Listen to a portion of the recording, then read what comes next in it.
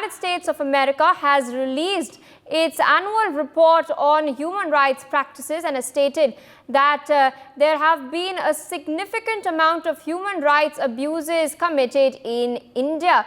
They have particularly raised what has taken place in Manipur after the outbreak of violence last year. Meanwhile, Prime Minister Modi had in fact described the incident as shameful and urged action on the case is what the report has stated.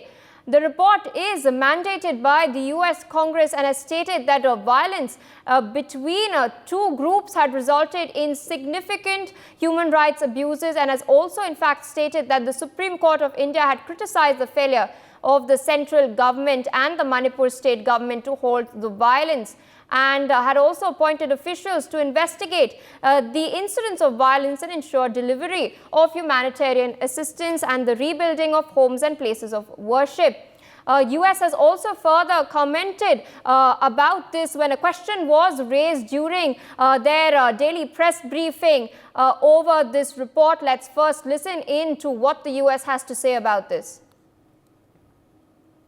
As the US and India regularly consult at the highest levels on democracy and human rights issues, we strongly urge India to uphold its human rights obligations and commitments.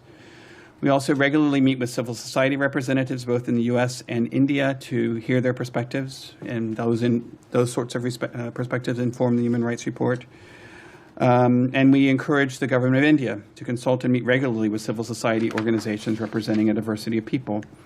So there are a number of steps. It remains a key component of our, not just our dialogue, but in terms of our engagement with India.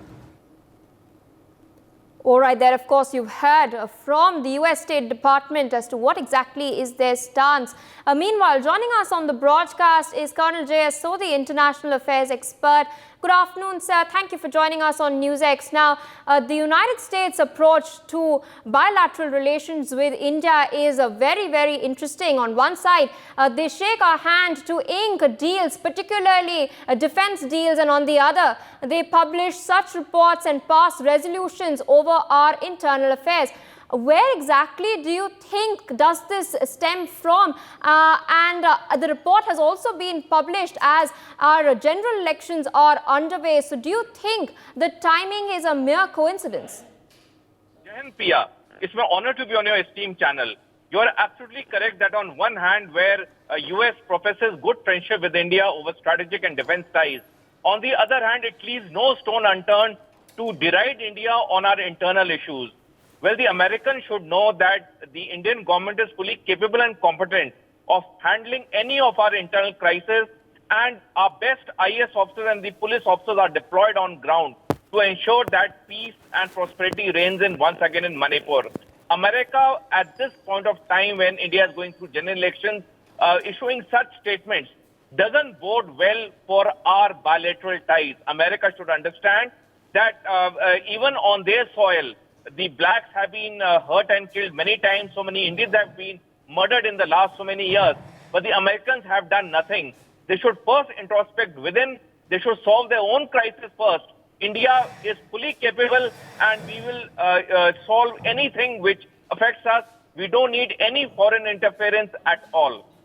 Indeed, and a quick follow-up to that as well. Why exactly is the US meddling in India's internal affairs? Now, the centre and the state government have been working in tandem to resolve the strife in Manipur. In fact, the report also mentions that our apex court has appointed a committee of 3 former High Court judges to oversee relief and rehabilitation in Manipur. Now, what the US has in fact left out is that the committee has in fact raised concerns of armed protest by weaponized outfits. And the larger question, of course, remains as to where exactly have these weapons come from. They can't just crop up inside India out of nowhere. It had to have come from somewhere, right?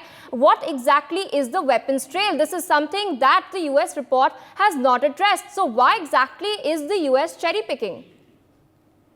Pia, I would request the American federal authorities to read a book called Great Game East, which is authored by Bertel Lintner. And the author, with very good facts and figures, has analyzed that the entire game in Northeast and the Southeast Asia is being played by China. the American federal authorities should bring out this point where the Chinese gun cartels are giving weapons to the terrorist outfits in our northeast. But very surprisingly and shockingly, the Americans are totally silent on that.